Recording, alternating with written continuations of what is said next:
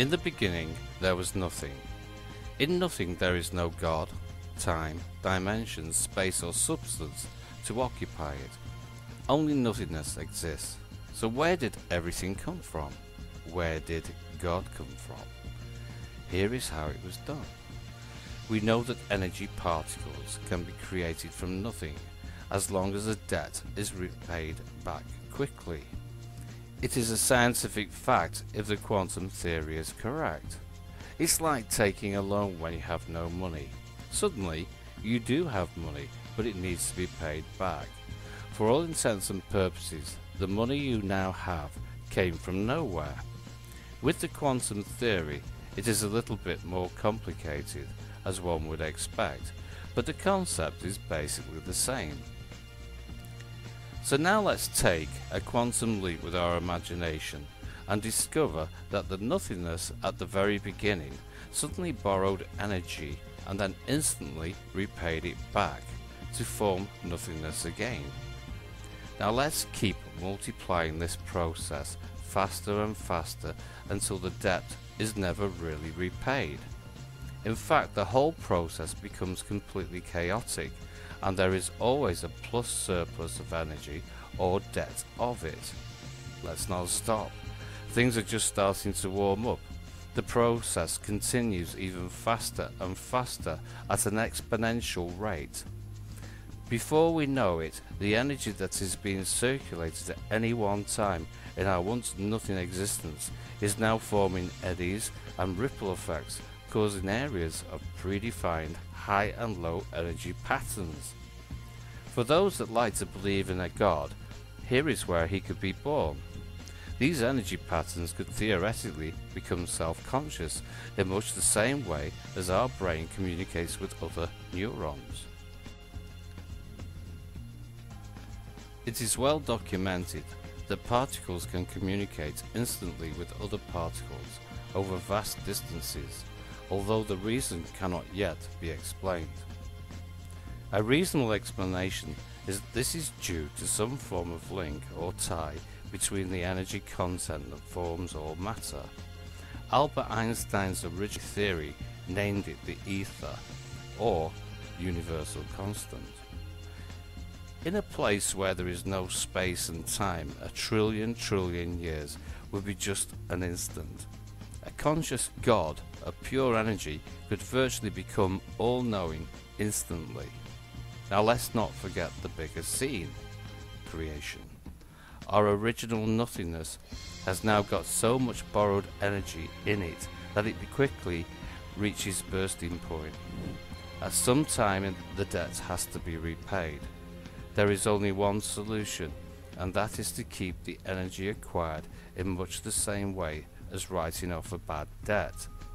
The mechanics of this are still debatable, but it required the creation of time and space to do it.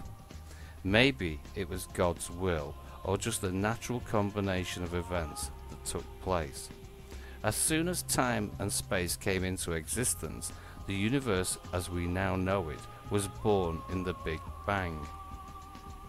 From oblivion poured out an almost infinite amount of energy. Space and time was created, a cataclysmic event where the debts were paid and nearly everything was destroyed to return back to oblivion. The universe expanded at a frightening speed, much faster than the speed of light, as the energy was converted and frozen into what we now call matter. This is the time when the four forces of physics as we know them today were also created. They are gravity, the electromagnetic force, the strong nuclear force, and the weak nuclear force. Before the Big Bang started, there was just one force that our scientists today refer to as the grand unified force.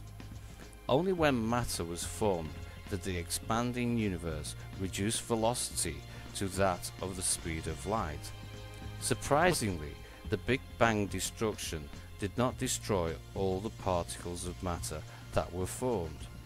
A very tiny percentage was left to become what we now call our universe. Sooner or later, our universe still owes a debt that has to be paid back. Energy cannot be borrowed and not paid back. The borrowed energy, frozen into matter, cannot stay here forever. The universe is now born, but at some time it is also destined to die.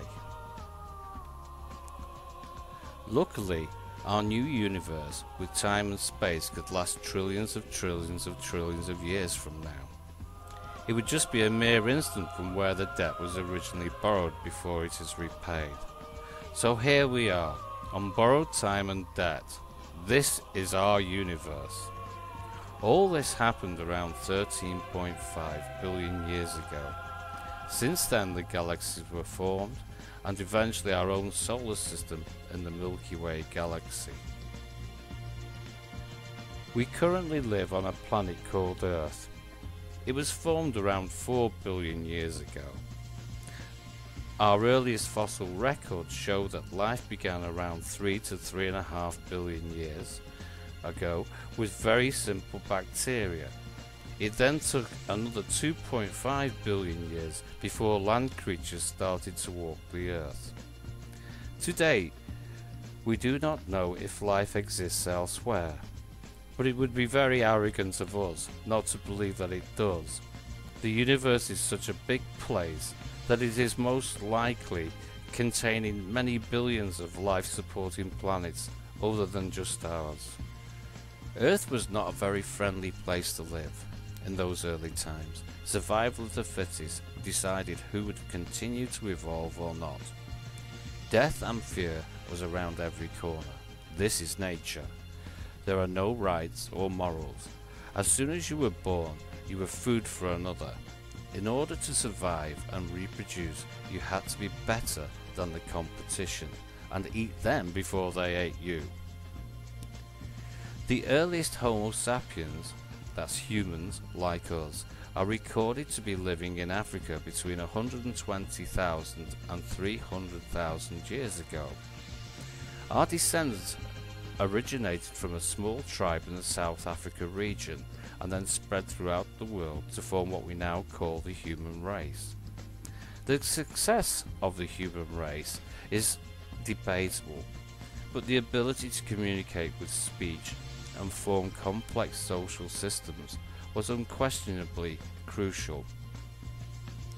The very first civilizations were formed around 10,000 BC, and this was due to the discovery of farming. For the very first time, people had food to spare. Unfortunately, the strong and more aggressive members soon realized that by forming groups of bullies, bandits, and eventually warriors, it was much easier just to control and take from the weaker members rather than work for themselves. The farmers who produced the food and the craftsmen who produced the goods were subdued by the strong, who then always wanted more and more.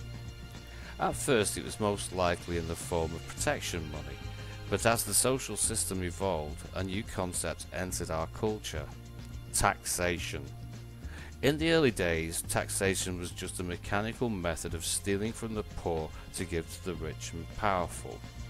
It did not take long to realize that the more taxpayers you have, then the richer the ruler and his state employees will be. Ever look at your property tax bill and wonder who created this tax? Whose idea was it to tax property anyway? The answer? Ancient Egypt. Starting in 3500 BC, Egypt created one of the first pictures of how this property tax thing should work. Farmers and landholders in Egypt paid property taxes equal to about 10% of the land production. If the person who was being taxed could not or would not pay, he was taken to the courts for justice.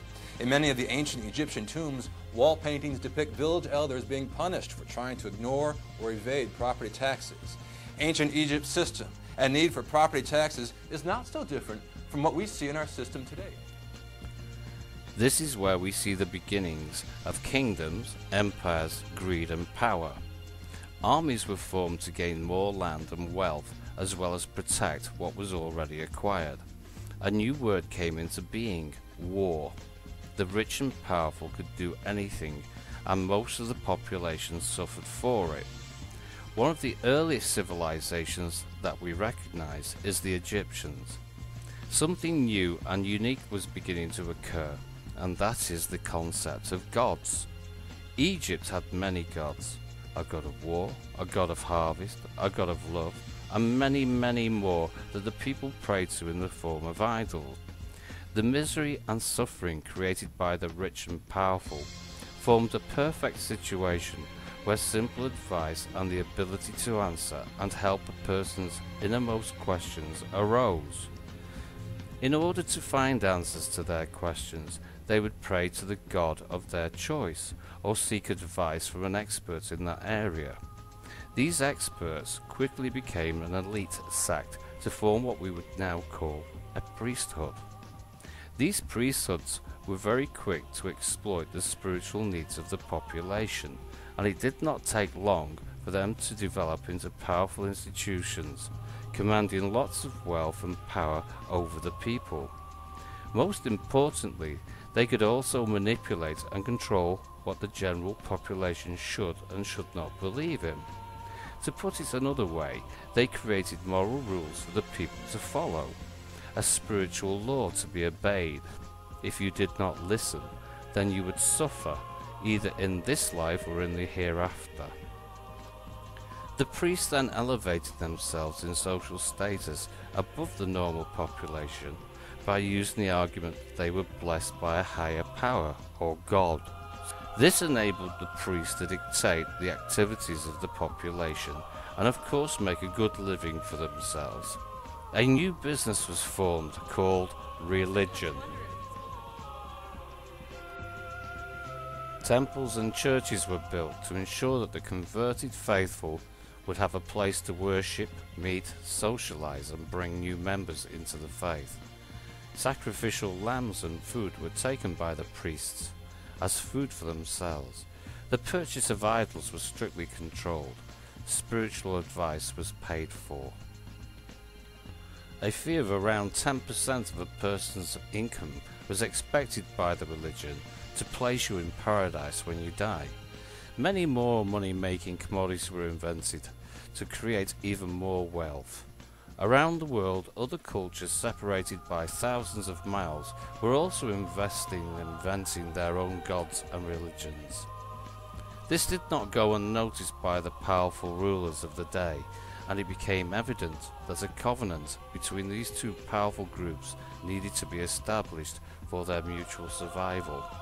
Either one could destroy the other, so cooperation between them became a necessity of life. It was the beginning of a unique power-based system that still exists today in many places. As far as the rulers were concerned, it did not matter as long as the population paid their taxes and did not make any trouble. The religious leaders provided this stability to the ruler as long as they got their share from their religion business in return. To assert their overall authority, many rulers of the time received authorization from the religious elders to even become a god themselves as part of the deal. The main population simply needed to believe in something higher that brought them hope. The god or gods worshipped by a person simply depended on the cultural background they were brought up into and what they are told by their elders. Unfortunately, this alliance between state rulers and its religious counterparts created an unfortunate side effect that has caused much misery and suffering over the ages.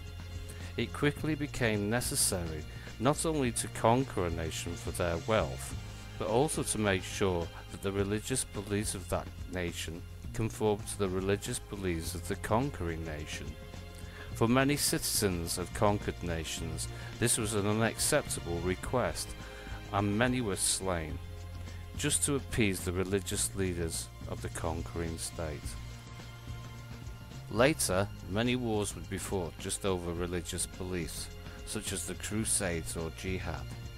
The very first historical evidence to mention a single god is recorded around 1330 years BC. It was an Egyptian pharaoh called Akhenaten. He died around 1336 BC. Akhenaten was a sun worshipper and God was the sun. He was later removed from history by the new Egyptian pharaoh and priesthood, who still preferred the old system of multiple gods rather than one. The God that we know today was first recorded in writing around 1440 years BC. Although this is just speculation, it may have been earlier or later. The Old Testament, contained with the modern-day Bible, is a collection of stories that cover the history of the Jewish nation and the birth of its own religion. It makes many claims that people spoke to God, and in some cases, such as Moses, he even saw God as well in the form of a burning bush. Moses also received the Ten Commandments from God on Mount Sinai later in his life, but no mention is made as to whether or not he spoke to or saw God there. There are no historical facts to support these claims. In fact, there is no historical fact to lead us to believe that Moses even ever existed. When reading the Bible, you have to just take it on trust or not. Around 2,000 years ago, a new person called Jesus of Nazareth appeared. His life story is recorded in the New Testament of the Christian Bible. Depending on your current religion, he is the Son of God or just a prophet. It is, however, a fact that no historical records of his existence can be found. If you take the Bible literally as the truth, then it has to be said that at no time did he claim to be the Son of God or God himself incarnate. Jesus humbled himself, sought no power, and tried to improve the world we live in. He did suggest that he had a very special relationship with the Father. It is clear from the context that when Jesus calls God Father, he's referring to a relationship which is very different from that which we have with God. Yet Jesus himself said that no one had ever seen God at any time or ever heard his voice. This is recorded in John 5:37. It's all very confusing. Jesus did, however, teach the way to act and behave so that we could all live in happiness as humans should.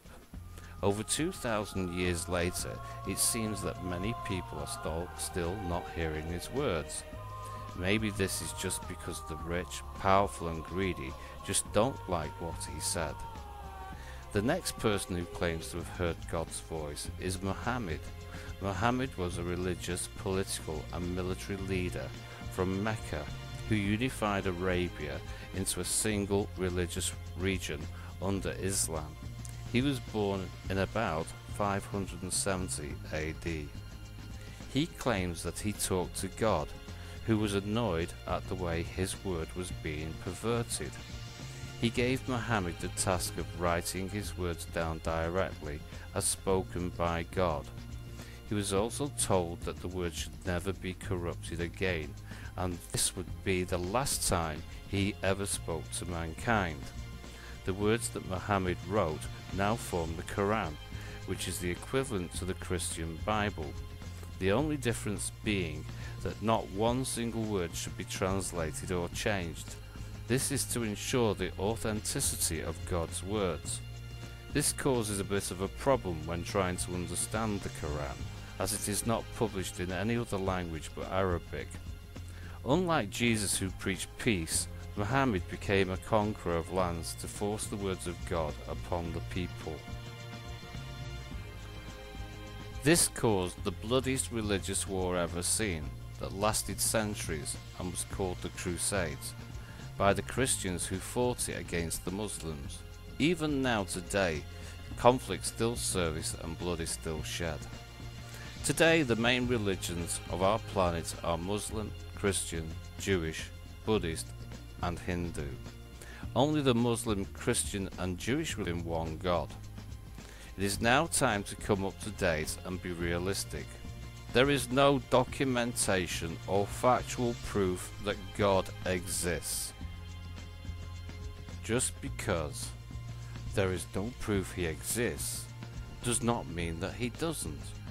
I am sure that at some time we all ask him for help and advice. Has God ever heard you? Oh, wow. Wow. Wow. That's an interesting question. That's a good question. Has God ever appeared to me? That's a heavy question. Yes. The answer is a resounding yes. I really don't know. Sometimes I think people see God. I have never seen God.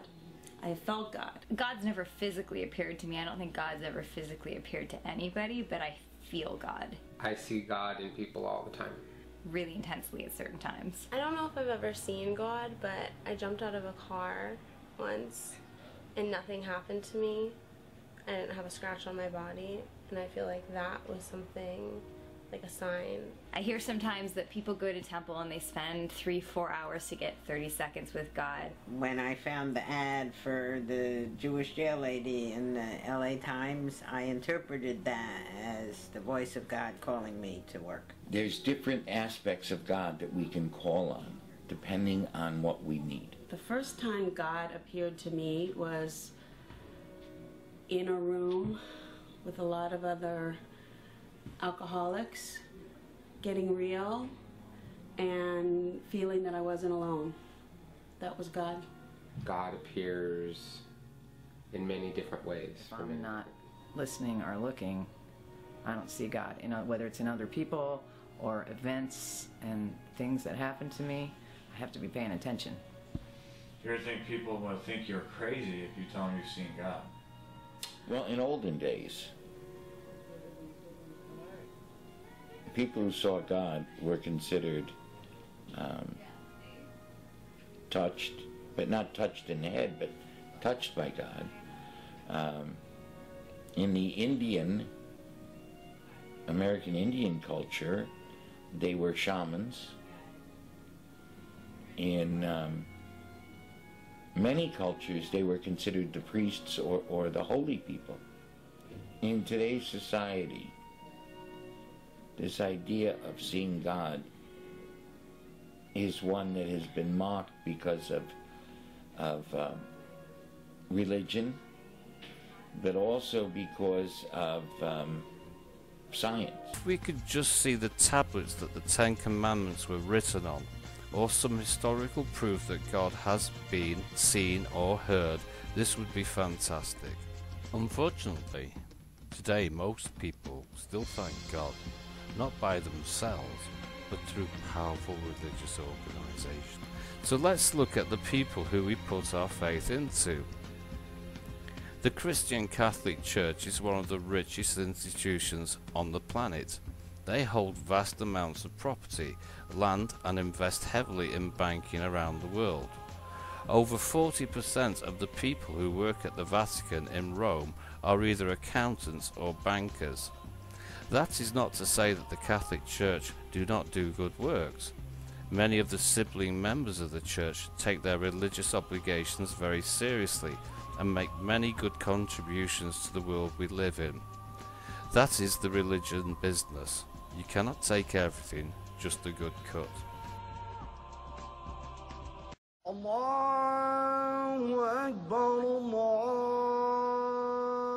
5 times each day, over 1.5 billion people turn toward the ancient city of Mecca and offer their prayers to Allah.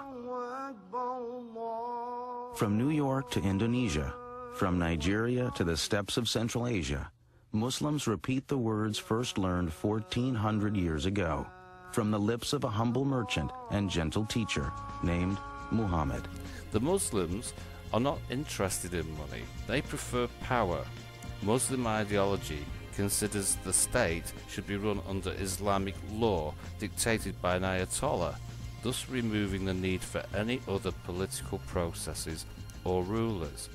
It is their goal to make everyone believe in their religion, and the Quran tells them to do this.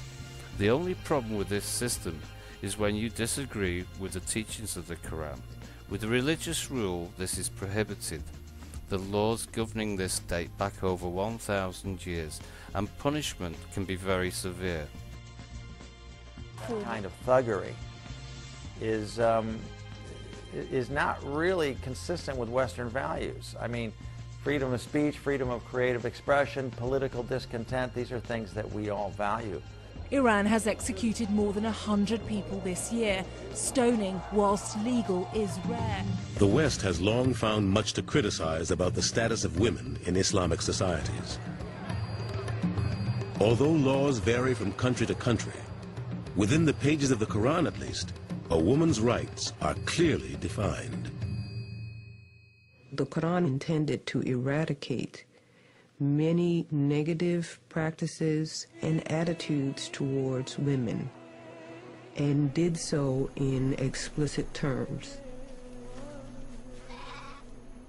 The Quran actually granted women the right to own property, to receive an inheritance, and to have a choice in their own marriage and divorce. The Quran also granted women the right to vote, 1,300 years before Western societies even considered it. I think it's very interesting that a lot of feminists overlook the fact that, in this country in particular, women only got the right to vote in the last 100 years. Still, in some areas of the Islamic world, many women live harshly restricted lives.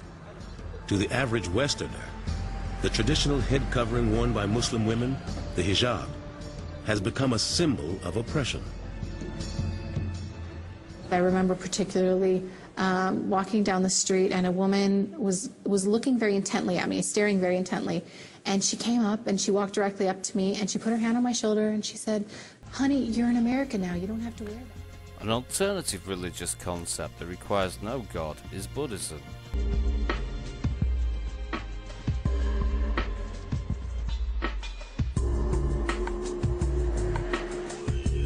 Around the world, 350 million Buddhists are striving for one thing: nirvana.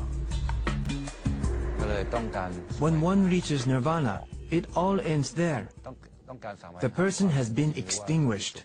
Buddhism, there is no supreme God, and no salvation but yourself. I was taught that you are your own strength. You have to achieve your own glory and achieve spiritual improvement by yourself. To reach nirvana is to extinguish the self, a nearly impossible task. In my opinion, reaching nirvana seems a hopeless situation. More than 2,000 years ago, a nobleman named Siddhartha Gautama went on a quest to overcome suffering and death. Through self-discipline and meditation, he believed that he had finally achieved nirvana. After that, he became known as the Buddha, or Enlightened One. Buddha claimed that he had found the cause of human suffering and the way to end it. He then laid out his four noble truths. All existence is suffering. Human desire or attachment causes this suffering. Humans can end suffering by putting an end to their selfish desires. The fourth truth says that the only way to achieve nirvana is to follow the Eightfold Path, a series of mental and behavioral guidelines. This path is illustrated by the Dharma wheel, one of the most important symbols of Buddhism. It represents the endless cycle of life through rebirth. The wheel is divided into three sections: wisdom, ethical conduct, and mental development. For Buddhist monks, following the path demands that they leave everything behind, even their families, to focus on perfecting themselves. People who really want to achieve nirvana need to remove themselves from society and leave everything in order to keep their minds and soul peaceful. Therefore, the ones who have achieved nirvana are mostly monks. After entering monkhood, there are 227 rules that need to be followed. Those who want to achieve nirvana need to meditate at all times. One cannot allow his feelings or emotions to overtake them. The soul needs to be pure and free from any emotion or sadness. That person's soul needs to be pure, bright, and peaceful all the time. Only then can he achieve nirvana. and there's no supreme God to help you achieve nirvana. In Buddhism, the fate of your soul depends entirely on you. Each of us has our own responsibility, and each of us does suffer because of our confusion. But if we come to understand, we can free ourselves from suffering even in this life, much less waiting for someone else to do it for us anytime. And if you don't get it right in this life, Buddhists believe there's always the next. The cyclic existence is a process of rebirths in order for each soul to make amends for their bad karma, all the karma that one has built up during a lifetime. If one kills and eats an animal, that person will be born as an animal during his next life. The chances for a soul to be born as a human being in order to improve their spirituality, their karma, and be able to achieve nirvana are very slim. It is very hard. Buddha's whole teaching is that there is no separated self. It's a hard road because you realize that ultimately you can't really have nirvana until all beings have nirvana. So then that makes it really tough. The reason for believing in God and having a religion is to ensure that we continue our life after death in paradise.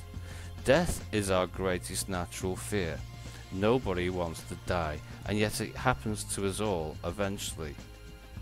There are three possible options when we die. We go back to the same state as we were in before we were born. We go into another existence called an afterlife, or we are reincarnated or reborn again at some time at a future date. No matter what happens, we have no choice in the outcome, so why worry about it? Life is for living, and we should do our best to make it a pleasure. It is time for humanity to grow up and become responsible for its own future. God is just not going to help us. We have to do it by ourselves. It will soon be our turn to create life in the form of artificial intelligence. For sure, we are not going to do this if there is no benefit or cash return. Will artificial lives be made to become fearless warrior war machines by our military, or servants that do our bidding just like slaves? I wonder what legacy we will teach our new child. Will he consider us as his God, or struggle to free itself from our dominating control? Artificial intelligence may be the next evolutionary process. It would be nice to give it a good start. The universe is very large and beyond our reach. Maybe they can do that which we cannot. Is this the next step? What is our legacy to them and our own flesh and blood children? The future is before us. Let's make it a bright and full of happiness future for everyone. No matter what your religion or belief is, I'm sure you will agree with that.